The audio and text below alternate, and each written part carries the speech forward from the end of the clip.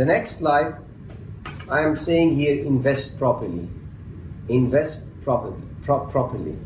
And let's have a look on my investment. How? Looking at on the three circles, I divided them on what we call the paid media, earned media, owned media. The pay-per-click advertising, display ads, retargeting, influencers, those are paid media. I pay money. Earned media is actually when my users share, mentions, reposts, reviews. And then my owned media is my website, mobile site, blog site, social media channels. I should understand the intersection between those.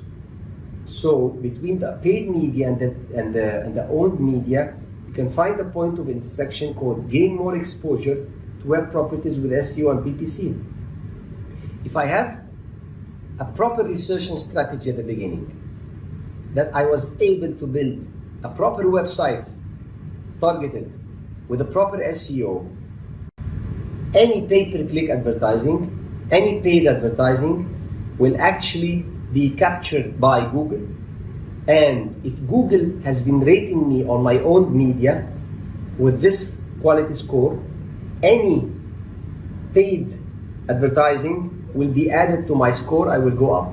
But if Google had ranked me with a low SEO, so they will not add a score to my ranking, because they don't want to show their users a poor content website, or a bad design, or a malfunctioning website, or a website that has been plagiarizing, using content from different sources that are not owned by the website. So I have to invest in my own media, invest in my content, my web properties, my website, my mobile app, my blog site. Another point of intersection between the earned media and the owned media, the same thing will happen. If I have a good owned media, well invested in, any share, mention, share, repost, reviews will be captured by Google. I will go higher, and I will go higher. Invest well in your own media. The point of intersection between the three in the very middle is the leverage, owned, earned, and paid media for a comprehensive market strategy. Let's have a look on some examples of the landing page. This is a landing page which I don't like much. You can see from 1 to maybe 10 objectives. Having 10 objectives in one website, on one landing page, I think it's too much. Watch a video, fill a form, and read this.